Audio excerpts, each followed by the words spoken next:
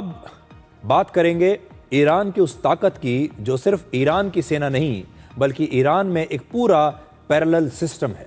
लोग उसे सेना समझते हैं लेकिन वो पूरा की पूरा एक सिस्टम है और इसका नाम है इस्लामिक रेवोल्यूशनरी गार्ड कोर यानी IRGC। इसका नाम आपने बार बार सुना होगा इस युद्ध में तो खास तौर पर, और यही वो ताकत है जिसने इस युद्ध में लगातार अमेरिका का डटकर मुकाबला किया है और युद्ध विराम के लिए अमेरिका को मजबूर कर दिया है। सबसे पहले आपको बताते हैं कि IRGC का गठन कैसे हुआ, ये कैसे बनी। वर्ष 1979 में ईरान में इस्लामिक क्रांति के बाद ईरान की सत्ता में आयतुल्ला रुहुल्ला खोमैनी आए थे। खोमैनी की ये सत्ता थी, आपको याद होगा। उस समय सबसे बड़ा डर यह था कि ईरान की पुरानी सेना बगावत कर सकती है। ईरान की जो पुरानी सेना थी उस पर खोमैनी को विश्वास नहीं था और इसीलिए एक नई फोर्स बनाई गई जिसका नाम था IRGC। और ये फोर्स ईरान की सरकार का नहीं बल्कि सीधे सुप्रीम लीडर का आदेश मानती थी, यानी ये सुप्रीम लीडर के कहने पर चलती थी। IRGC का काम दूसरे देशों की सेनाओं की तरह देश की रक्षा करना तो था ही, लेकिन उससे भी ज्यादा बड़ी जिम्मेदारी इसकी थी इस्लामिक सत्ता की रक्षा करना। ईरान में जो इस्लामिक सत्ता है खोमैनी की, उसकी रक्षा करने का जो जिम्मा था वो इसका था। ईरान ऐसा पहला देश नहीं है जहां पर क्रांति के बाद बनी नई सरकार की रक्षा के लिए कोई अलग सेना बनाई गई हो।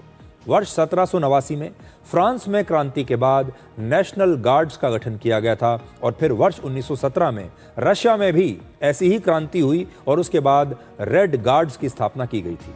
किसी भी बड़ी क्रांति के बाद एक नई सेना बनाई जाती है ताकि वो नई सेना क्रांति के सिद्धांतों के मुताबिक काम करे, ना कि पुरानी सत्ता की वफादारी करे।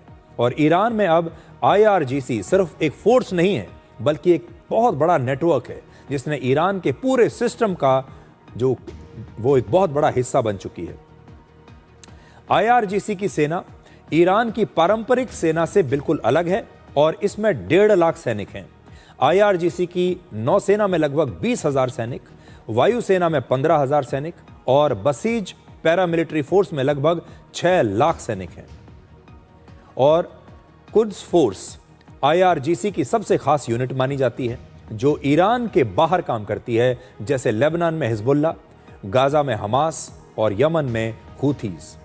इसका काम दूसरे देशों में अपने समर्थक ग्रुप्स को ट्रेनिंग देना, हथियार देना और उन्हें पैसा देना है। और इसी के जरिए ईरान बिना सीधे युद्ध में उतरे प्रॉक्सी वॉर लड़ता है और पूरे पश्चिम एशिया में वो अपना प्रभाव बढ़ाता जा रहा था।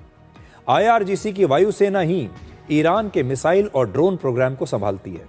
ईरान के पास हजारों मिसाइल्स हैं जिनकी रेंज 2000 किलोमीटर तक है।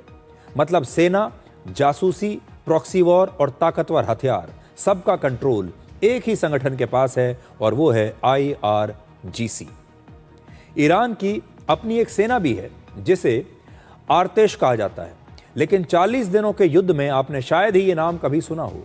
IRGC सिर्फ फौज ही नहीं बल्कि ईरान का सबसे बड़ा बिजनेस साम्राज्य भी है।